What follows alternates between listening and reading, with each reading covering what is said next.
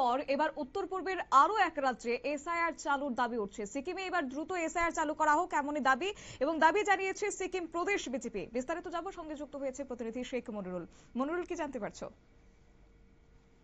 দেখো, উত্তর পূর্বের আরো একটি রাজ্যে এবার এসআইআর চালু করার কিন্তু দাবি করা হয়েছে।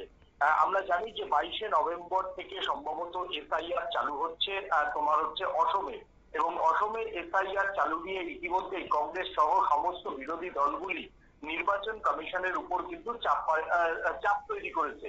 যদিও অসমে এসআইআর চালু করা কেন হয়নি তা নিয়ে আগেই সুপ্রিম কোর্টের রায়কে হাতিয়ার করেছিল জাতীয় নির্বাচন কমিশন। আর তার মধ্যেই এবার হচ্ছে তোমার হচ্ছে সিকিমে এসআইআর করার দাবি জানিয়েছে সেখানকার প্রদেশ বিজেপির সভাপতি দিল্লি রামমোহন থাপা। তিনি এই দাবিতে ইতিমধ্যেই এই দাবি জানিয়ে তিনি সরব হয়েছে।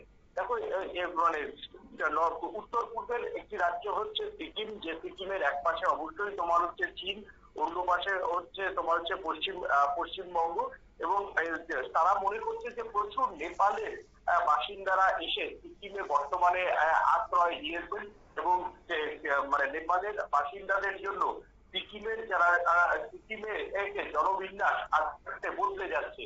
তার জন্যই হয়তো তিনি এসআইআর এর দাবি তুলেছেন, যদিও এখনো তার এসআইআর এর দাবি নিয়ে এখনো পর্যন্ত বিরোধীদের তরফ থেকে কিন্তু কমেন্ট করা হয়নি, কারণ সেখানেও এনডিএ গভর্নমেন্ট চলছে।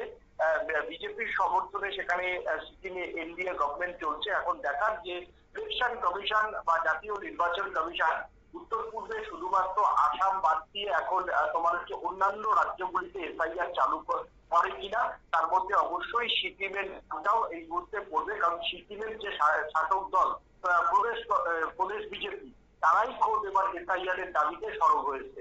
ধন্যবাদ।